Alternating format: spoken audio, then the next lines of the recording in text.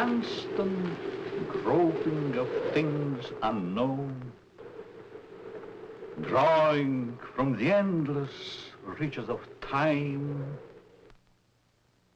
brings to light many startling things.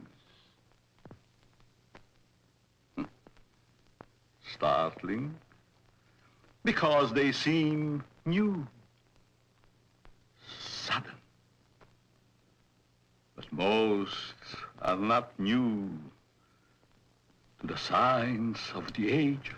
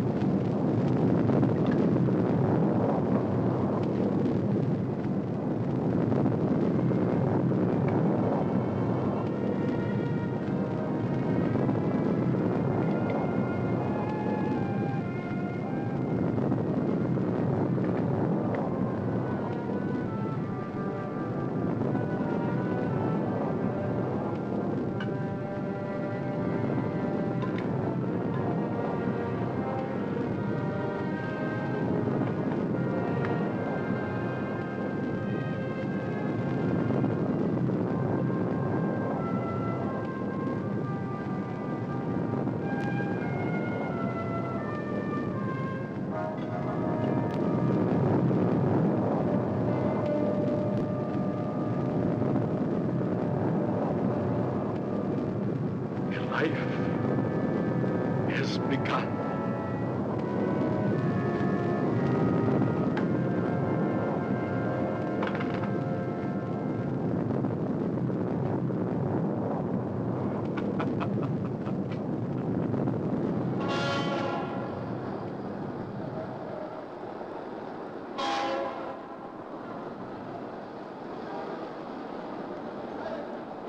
People. All going somewhere. All with their own thoughts, their own ideas. All with their own personalities. One is wrong because he does right. And one is right because he does wrong. Pull the string. Dance to that which one is created for.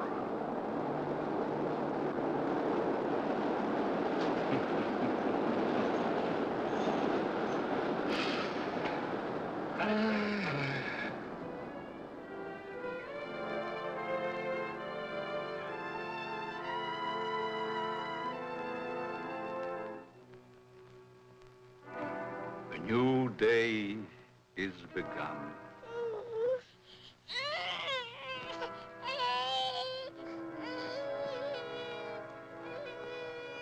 A new life is begun.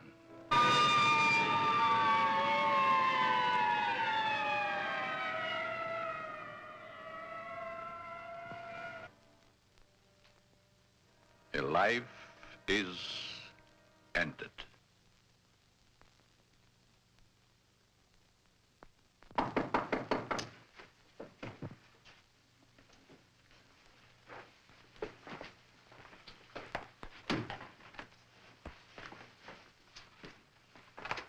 Let me see that note.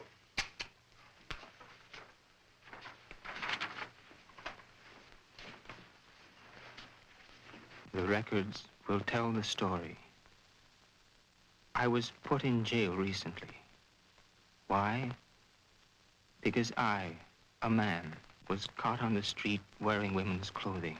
This was my 4th arrest for the same act. In life, I must continue wearing them. Therefore, it would only be a matter of time until my next arrest. This is the only way. Let my body rest in death forever in the things I cannot wear in life.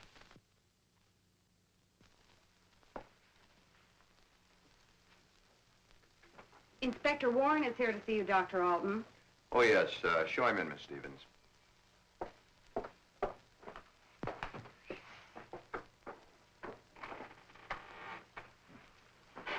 Inspector? Doctor? Sit down. Thank you.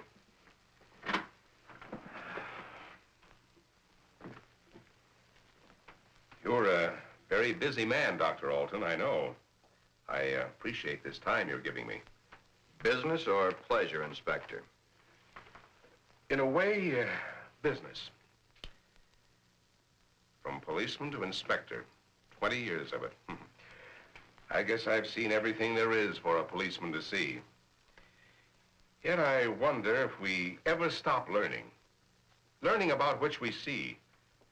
Trying to learn more about an ounce of prevention. I'm a man who thrives on learning. We only have one life to live. We throw that one away. What is there left? Doctor, I'm hoping to learn something from you. And with that knowledge, maybe save some human from a fate which I just witnessed a few days ago. A 4-time loser. This type of case comes to me as well as yourself many times during the course of 1 month. The suicide? The suicide. Most of us have our idiosyncrasies. This fellow's was quite pronounced. Yes, but I wonder if it rated the death warrant it received. Well, that's why I'm here today, Doctor. What do we do about it? I've always heard you to be a hard-hearted policeman, Inspector. Isn't that what's thought of most policemen? The laws are written. The policeman is hired to see that those laws are enforced. We have a job to do. As in most jobs, there's always somebody who doesn't want that job to be done. In most factories today, the employer has put up suggestion boxes. Even the employer needs advice once in a while. I think in the case that we're referring to, I need advice. Maybe it shouldn't have happened as it did, but it did. Perhaps the next time we can prevent it.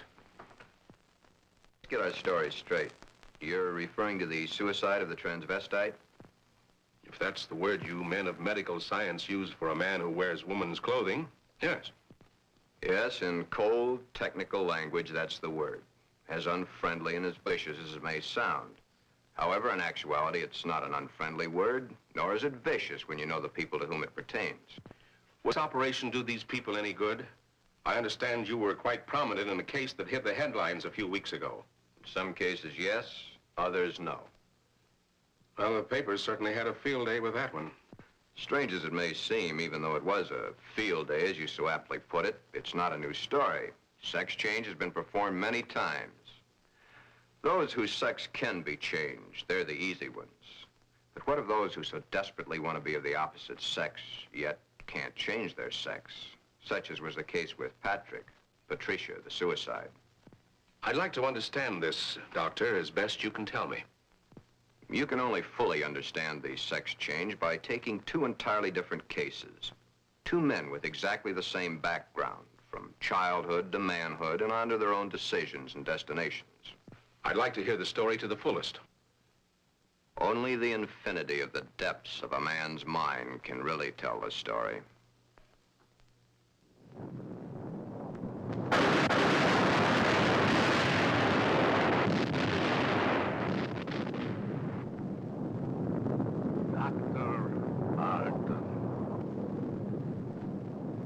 A young man, though he is, speaks the words of the All-Wise.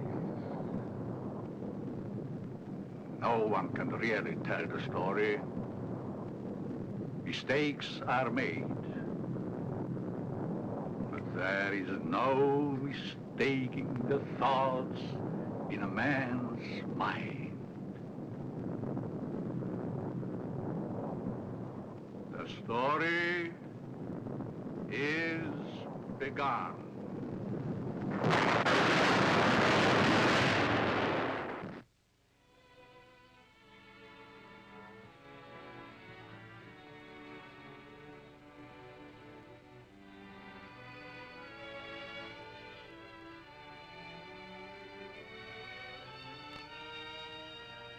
One might say, there, but for the grace of God, go I. Why is the modern world shocked by this headline? Why? Once, not so very long ago, the people of the world were saying, airplanes. Why, it's against the Creator's will. If the Creator wanted us to fly, he'd have given us wings. but we fly.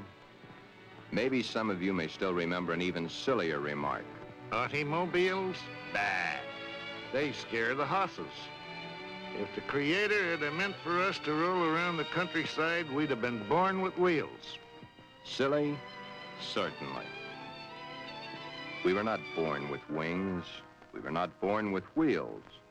But in the modern world of today, it's an accepted fact that we must have them. So we have corrected that which nature has not given us. Strangely enough, nature has given us all these things. We just had to learn how to put nature's elements together for our use, that's all. Yet, the world is shocked by a sex change. If the Creator had wanted us to fly, he'd have given us wings.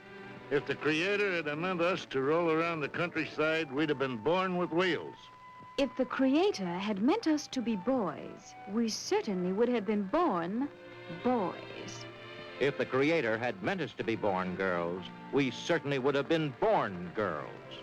Are we sure? Nature makes mistakes. It's proven every day. This person is a transvestite, a man who is more comfortable wearing girls' clothes. The term transvestite is the name given by medical science to those persons who wear the clothing of the opposite sex. Many a transvestite actually wishes to be the opposite sex.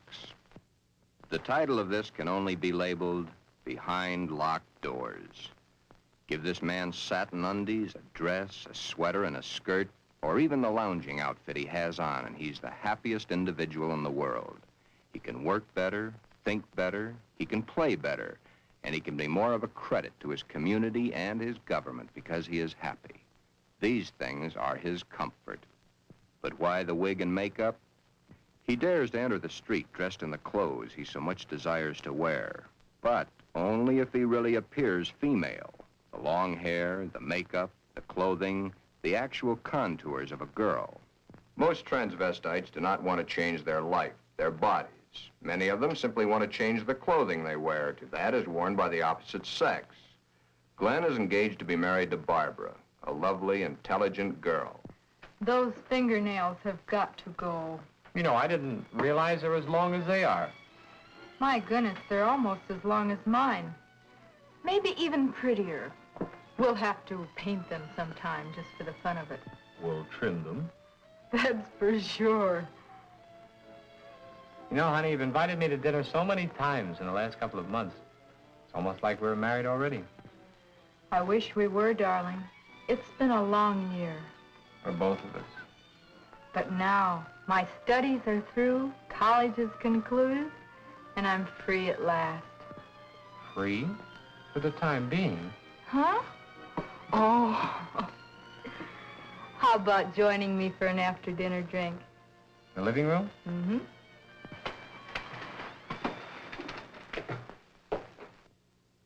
Modern man is a hard-working human. Throughout the day, his mind and his muscles are busy at building the modern world and its business administration. His clothing is rough, coarse, starched, according to the specifications of his accepted job.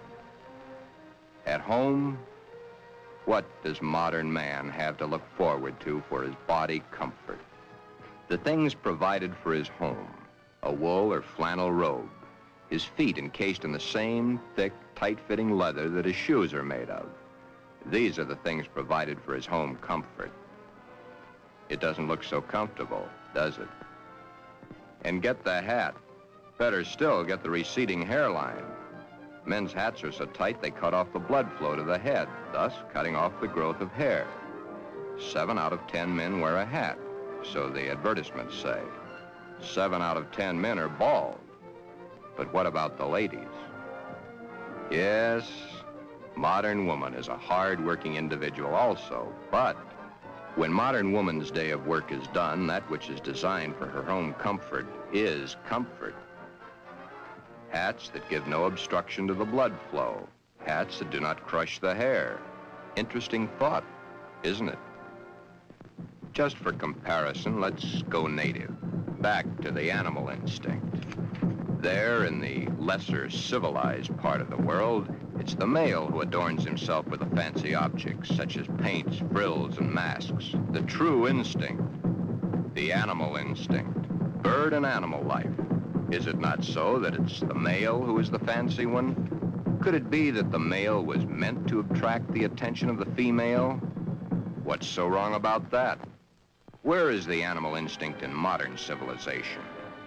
Female has the fluff and the finery, as specified by those who design and sell. Little Miss Female, you should feel quite proud of the situation.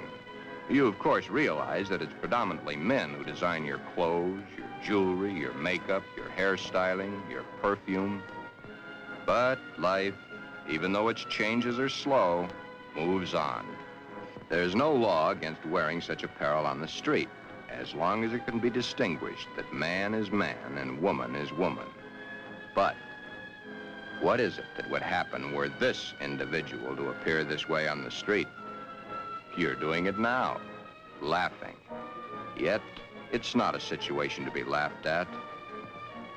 Thus, the strange case of Glen, who was Glenda, one and the same person, not half man, half woman, but nevertheless, man and woman in the same body, even though by all outward appearances, Glen is fully and completely a man.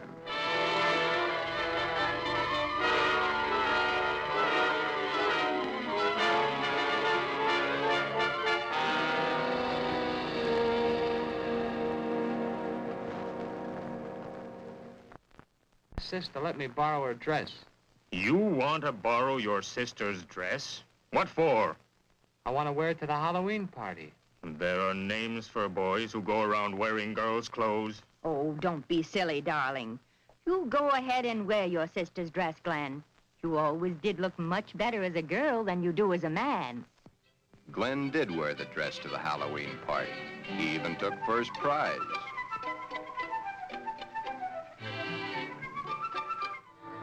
Then one day, it wasn't Halloween any longer.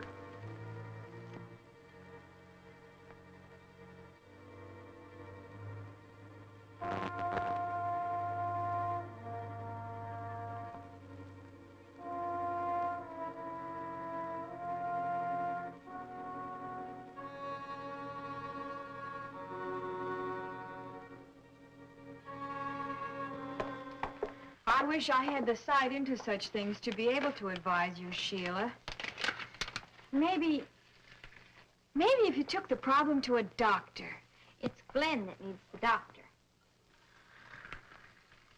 But when things like this go wrong with someone so close and in your own family, it's so hard to believe.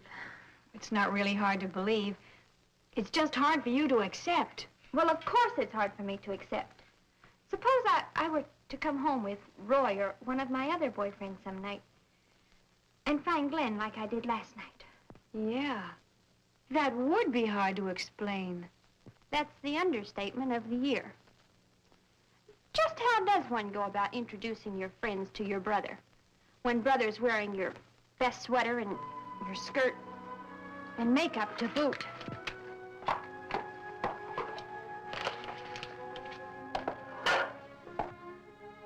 Glen is a transvestite, but he is not a homosexual. Transvestism is the term given by medical science to those persons who desperately wish to wear the clothing of the opposite sex, yet whose sex life in all instances remains quite normal. Would you be surprised a rough, tough individual was wearing pink satin undies under his rough exterior clothing? He is. Then there is your friend the milkman who knows how to find comfort at home.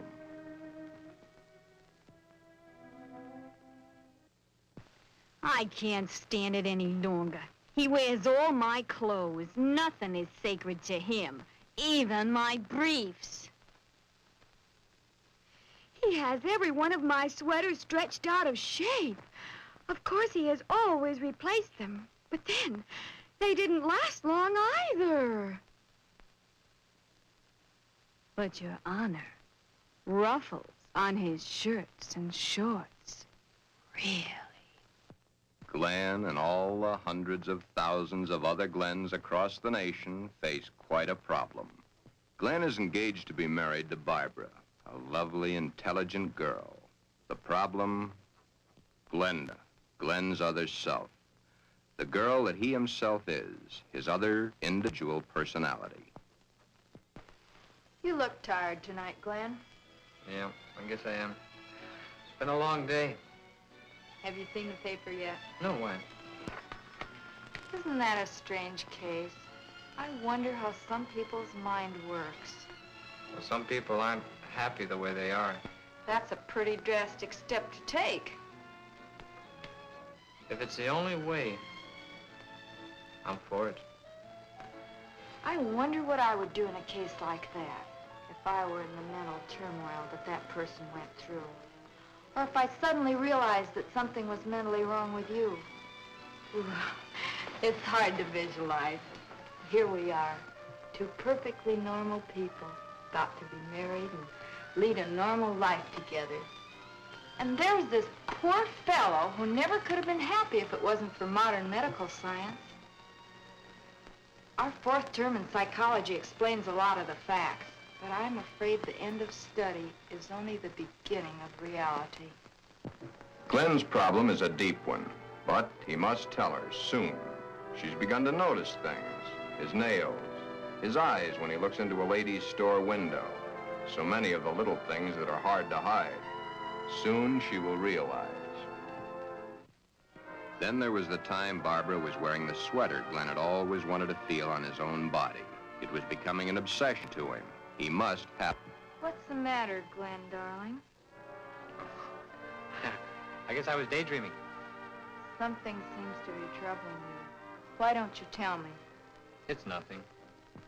Once, long ago, just after we started going steady together, we promised we'd never lie to each other. Are we gonna start now, just because we're engaged to be married? It's just that...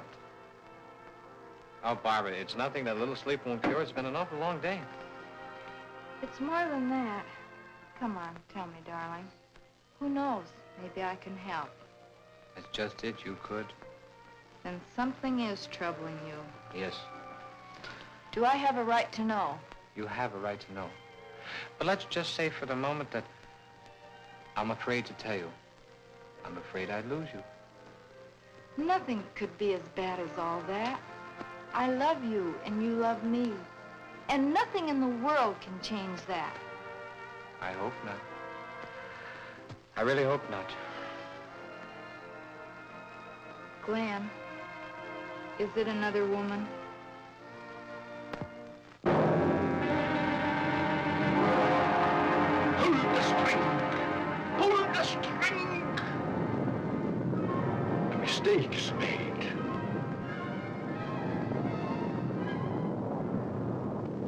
A story must be told. Always the same. He's not had the nerve to tell her. But he must soon come to some conclusion or forget the marriage. Should he tell Barbara of his Glenda now, before the wedding, or hit her between the eyes with it after, when it might be too late for either of them? The world is a strange place to live in. All those cars, all going someplace, all carrying humans which are carrying out their lives. The world is shocked by a person who changed his sex. Glenda is shocked also, but by another reason. Someone like her had the nerve to do something factual about their situation. There are so many problems for Glen and all the other Glens. Perhaps the fear of discovery of the underthings they wear beneath their regular outer clothing, or that which they wear during their nightly visit to Morpheus, god of sleep.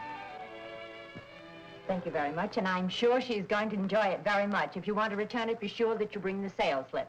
Thank you.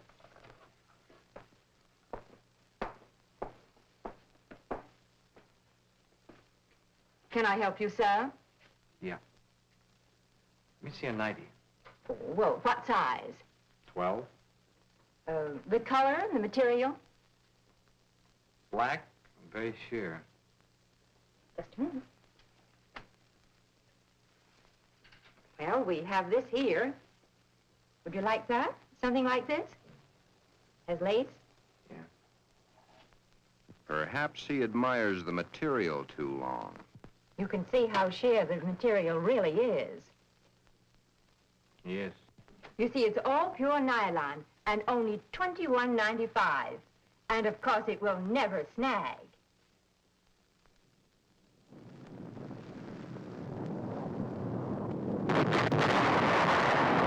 But Glen and Glenda and all the Glens and Glendas have an even bigger problem.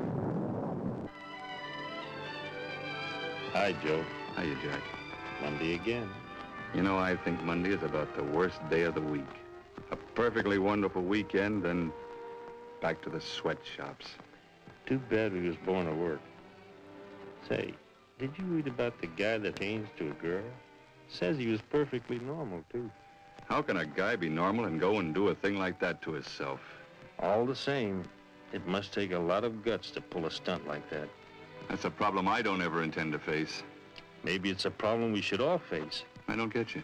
Just think of the unhappy life. The miserable time this world of ours must have given that poor guy. I still don't get you. Now, here is a guy who wanted to be a girl. Supposing there had been no way to change. You sound as if you're really head up on this thing. I guess I am. Do you realize what would happen if every man in the country that wanted to wear women's clothes or felt like a woman went to their doctors and wanted to change? Of course.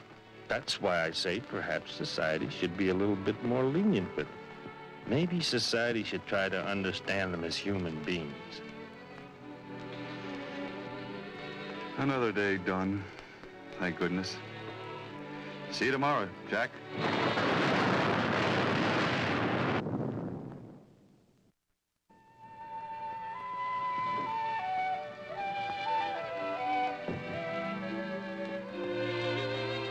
Hi, Glen. Hi, Johnny. Come on in and hit it right for the kitchen. I can't let that dinner burn. You know, I thought I was going to have to eat alone tonight. Well, you probably will because I've already eaten.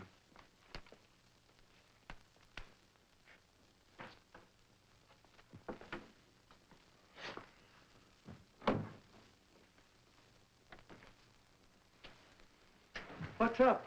Nothing much. Say, you really look down in the dumps. I guess I got a problem. Haven't we all? I mean a real problem, one like I've never had to face before. Our whole existence is one big problem after another. I want to get married. You have a problem. When did this all come about? For nearly a year, I've been engaged to a very wonderful girl. Now the time is getting very close to the man with the book. I'm scared to death. You love her? Very much. Does she love you? Yes. There's no problem. Marry the girl. Are you forgetting about my other self? You'll have to tell her, of course. Yeah. I have to tell her. But when? Before? Or after? I think you know the answer to that one yourself. My mind's in a muddle. Like in a thick fog. I can't make sense to myself sometimes. I thought I could stop wearing these things. I tried, honestly, I tried. I haven't had a stitch of them on for nearly 2 weeks until tonight. Then I couldn't stand it anymore. I had to put them on or go out of my mind. I'm afraid I'll lose her. I don't want that to happen because I really love her. Okay. Here's a story from fact. Johnny tells his story. He had not too long ago been married himself. He had kept quiet about his transvestite desires in the hopes that the new wife would never discover it. However, one day, the little woman came home unexpectedly an hour early.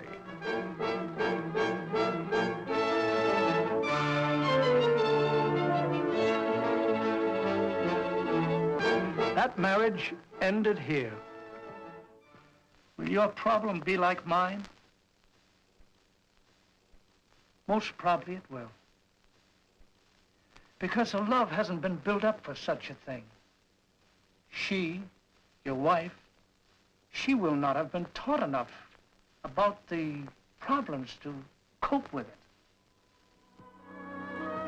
Glenda must now make her decision, or forever forget the marriage to Barbara. Glenda should consult a competent psychiatrist, but then very few transvestites wish to change their strange desires. This is their life. To take it away from them might do as great a harm as taking away an arm or a leg, or life itself. Many even carry their transvestite desires to the grave with them. Yes, it is a problem. But Glenda, remember back almost a year ago when Glen and Barbara accepted each other? Okay. That's the 6th time you've said goodnight. I guess it is. Look. Come on over here a minute. What is it? Never mind, just sit down.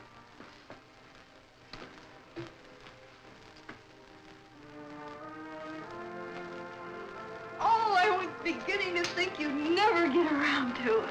Did you mean you will? What do you think?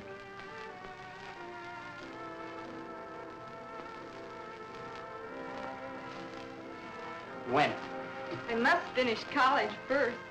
It's only 7 months to go. Well, now, that's hardly long enough for you to get a trousseau together. How would you know about such things?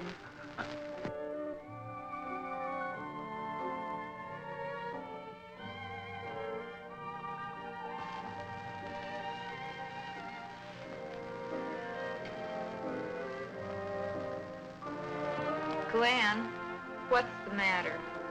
Huh? All of a sudden, you seem 1,000 miles off. Yes, I guess I was, huh? That's a mighty pretty dress you're wearing tonight. I wear my best to please you. You know, when you look at me, you just tie me in knots. I love to tie you in knots.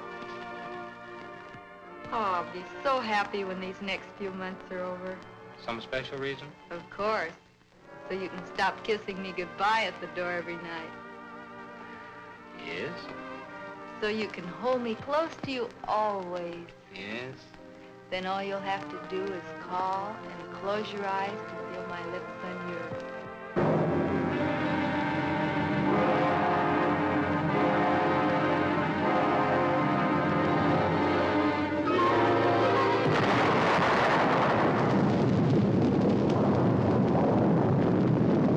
Beware, beware. Beware of the big green dragon that sits on your doorstep. He eats little boys, puppy ducktails, and big fat snails. Beware. Take care. Beware.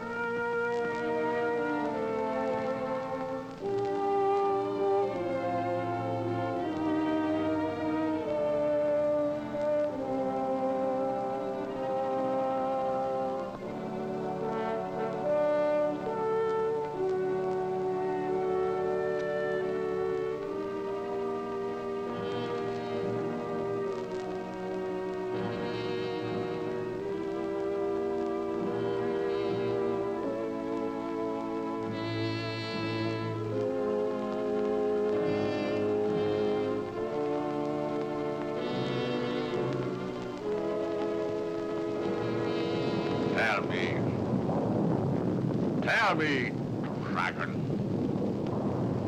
do you eat little boys? Puppy ducktails and big, fat snails? Puppy dog tail, puppy dog tail, puppy dog tail.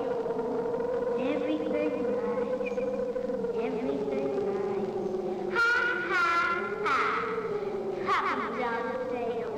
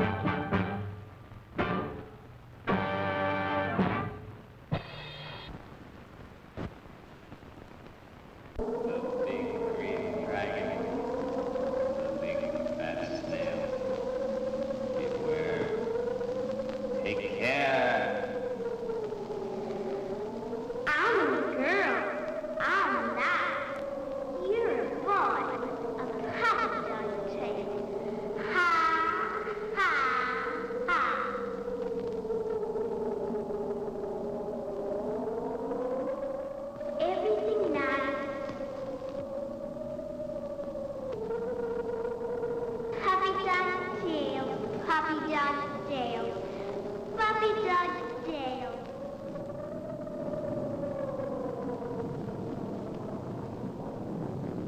I'm a girl. I'm not.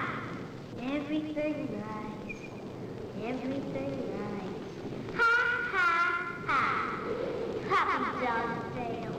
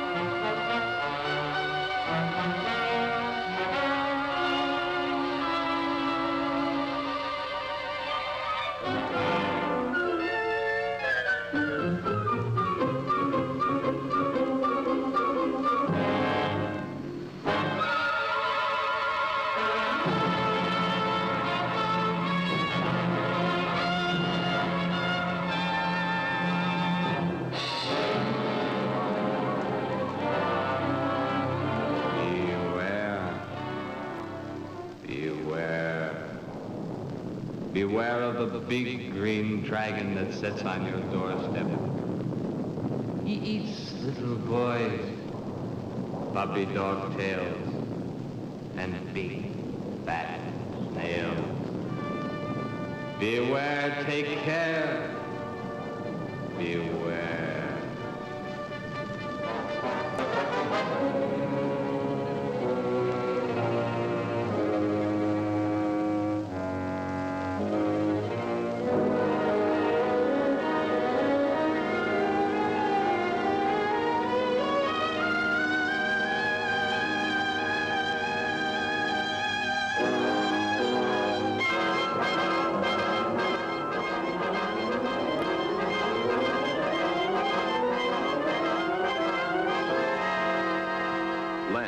Glenda has made the decision.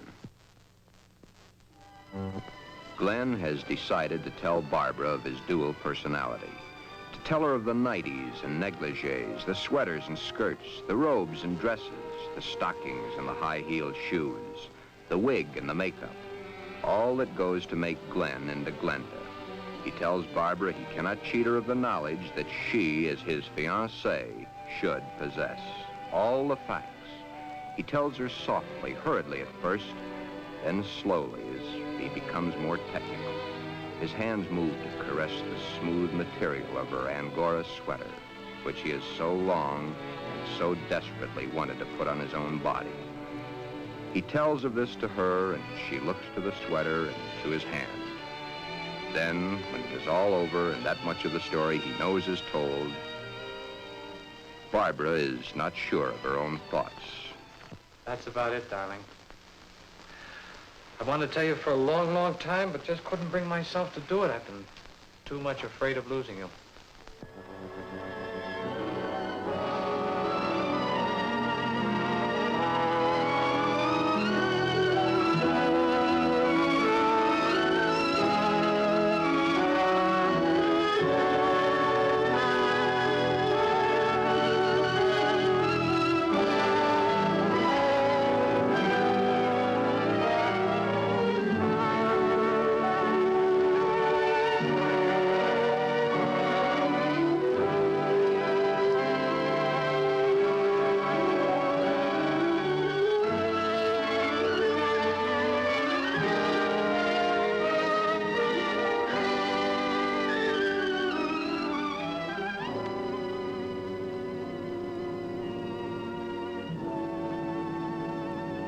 Glen,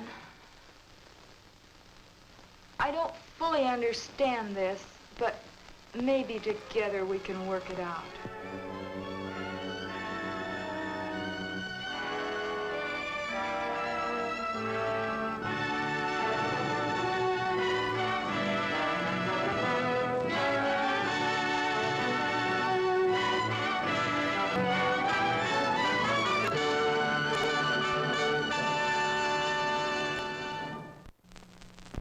Is that the end of the story?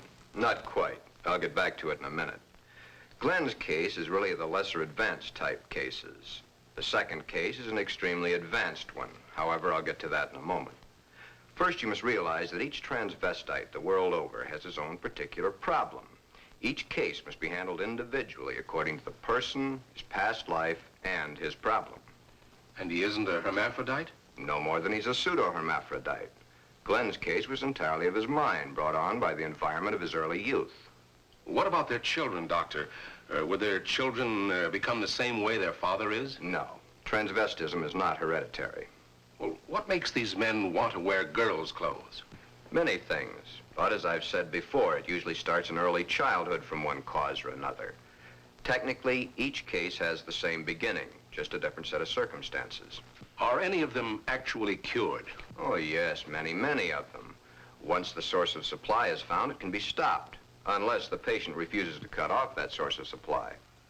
Then the way I get it, this Glen and the character he created, much as an author creates a character in a book, was invented as a love object to take the place of the love he never received in his early youth through lack of it from his parents.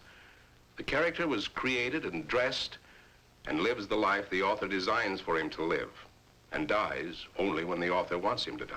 Correct. Except that for the character Glenda to die, the elements must be right. But to enlighten you a little further, there's the second story, that of an extremely advanced case. Let's call this person Allen, Ann. Allen had a mother who wanted a little girl. The father didn't care much one way or the other. Allen did not enter the competitive sports that the other boys at the school did. However, he was an extremely studious boy and always had above-average marks in his subjects. Yet sports, girls' sports, he always was interested in. But he was rejected by the girls and also rejected by the boys. It seems he belonged to neither of them. After school, Allen would go home to find the mother who had always wanted a girl and the father who didn't care one way or the other. He enjoyed doing the woman's work around the house.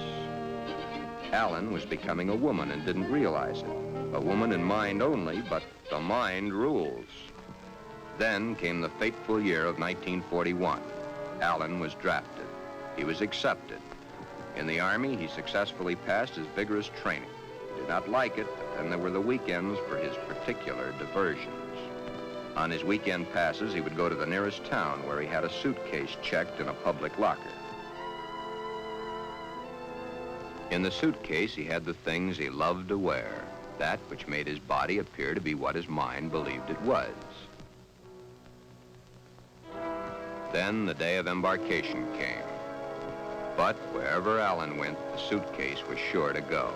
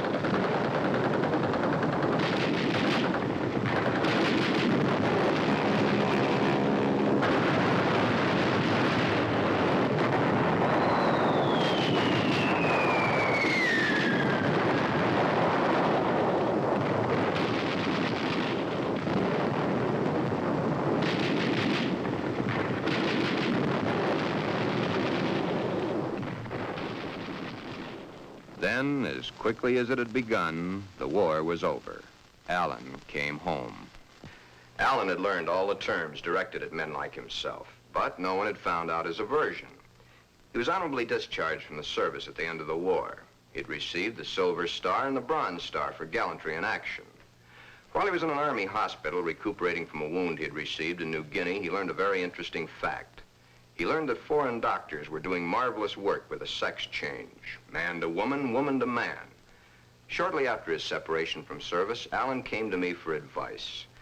There followed many long sessions with my clinical reports and the reports of eminent doctors. It had been found that Allen was really a pseudo-hermaphrodite. A hermaphrodite is one who has the organs of both the male and female in plain sight. A pseudo-hermaphrodite is one who has one perfectly formed organ of either sex and one imperfectly formed one that's difficult to detect. Allen was of the latter.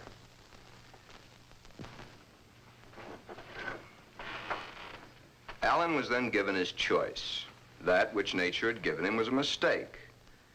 It was up to us to correct that mistake one way or the other.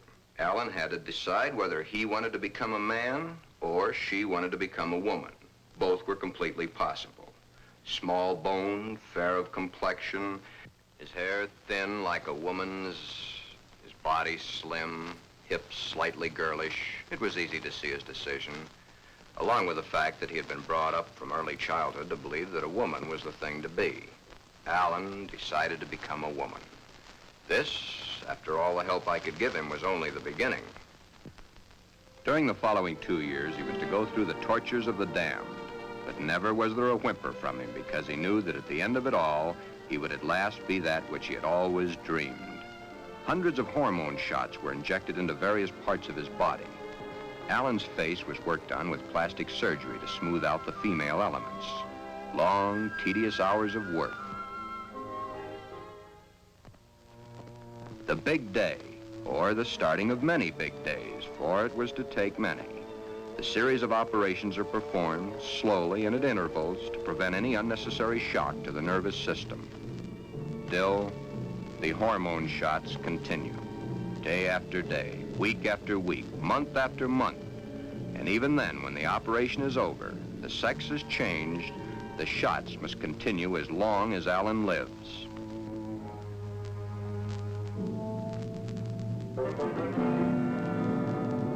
First, the breasts are brought out. The body of the woman within begins to appear now.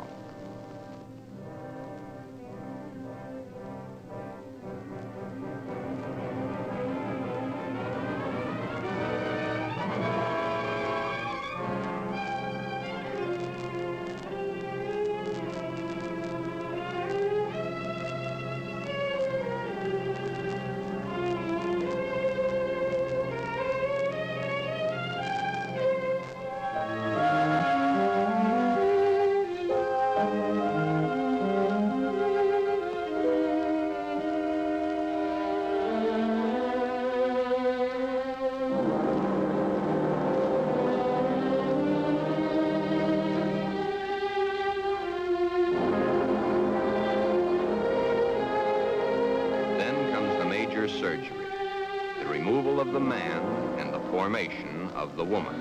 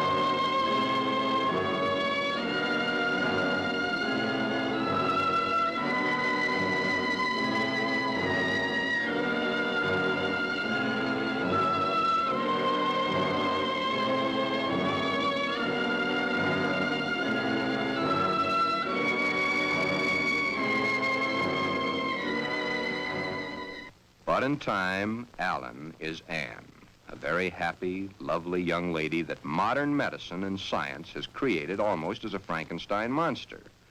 The newspapers heard of it and hit the story with their usual fullness. If the newspapers had not gotten hold of the story, it would have gone untold, unnoticed as so many others in medical history. The sex change has been performed hundreds of times. However, right here, in this particular sex switch, it's not the end. Acting the woman and being the woman are two entirely different things. Allen had all his life acted the part of the woman. Now he is that woman and must learn how it's done. Anne must learn how to do her own hair, how to make the correct styling for her facial contours. The proper walk must be adopted. A lady is a lady, whatever the case may be. Continuing my own psychiatric treatment, it was my duty now to explain to Anne the duty of a woman in her... Allen, of course, had known the man's, but he was soon to realize he knew very little about a woman's. Yet, through it all, Anne loved every minute of it. Anne was indeed meant to be a woman, and now that the sex change had been completed, Anne was a very happy woman, and a woman who was eager to learn, and now was accepted by society. A woman born at the age of 24, in a world that for 24 years she had seen as a man, but a woman who now would, and was properly instructed in how to accept, a woman's world. Thus, this case, which has a happy ending, is due entirely to the corrections made by medical science. I've had several such cases. In fact, in my 20 years of practice, I've been prominent in 7. However, my colleagues have had hundreds. Then you believe that the Glen of the first story should have the sex change? In Glen's case, no. No, indeed. Glen would never be happy with the sex change. The Allen of your story ended happy? I'll tell it to you exactly as I told it to them. Shortly after Glen told Barbara of his love for girls' clothing, he started treatments with me. On the last treatment, both he and Barbara came to me. I told him the same story of Allen, Anne, as I've told it to you, Inspector. Anne was a pseudo-hermaphrodite. Even though one of the sexes was imperfect, she had the organs and the characteristics of both the male and female. Glen's case is an entirely different type of case. Remember I said, no matter what the case, it's a different thing. A new problem to be looked into, then solved. A new challenge to the psychoanalysis. Glen's body holds only one sex, that of the male. In all our talks, I've learned these pertinent facts. Glen's father had no love for his son. His father wanted Glen to be a football hero or a baseball player, so that he could brag to his cronies down at the corner saloon as his cronies bragged to him about their own sons. Thus, the ruse of Glen's fictitious character. He invented it when he could find no love from his mother and no love from his father. His mother had hated her own father. Glen reminded her of her father. Therefore, she gave all her affection, love, and attention to her daughter. Glen then decided also to become a daughter. Glen, you can kill this fictitious character of yours anytime you wish. For your happy ending, it's the only way. Then you think I can kill this second character by transferring her qualities to Barbara? Exactly. But as the author and his character, the elements must be right. It's up to you, Barbara. You must take the place, give the love, and accept the facts that Glenda has always accepted. If you love each other as you now believe you do, well, it'll be a hard job, but you'll enjoy doing the job. Should I let him continue to wear girls' clothing? Or should I put my foot down? If you put your foot down, he'd only go behind closed doors. Love is the only answer. Glenda must be transferred to you. Supposing Glen never gets over wearing girls' clothing. Would it matter to you very much? I love Glen. I'll do everything I can to make him happy.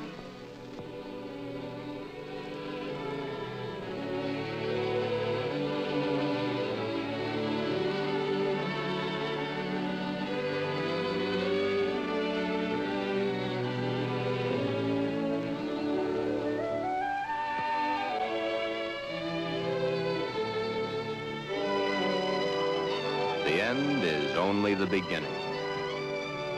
Time passes. Soon, due to a happily married life, the remembrance of the psychiatric treatments, and Barbara's love and understanding, Glenda begins to disappear forever from Glen. Glen has found his mother, his little sister, his wife, and his Glenda, all in one lovely package. Thus, Glen's case has a happy conclusion. Therefore, two entirely different cases, handled in two entirely different ways, have a happy ending. Yeah, those two. But what of the hundreds of other less fortunate Glens the world over?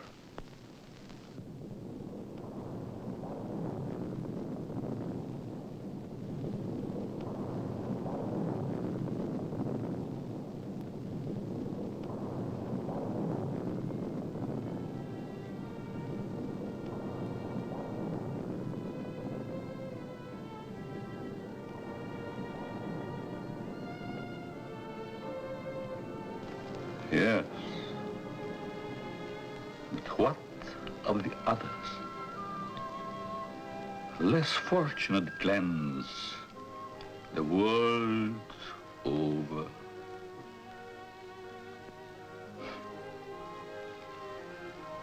Oh, snips and snails and puppy duck tails.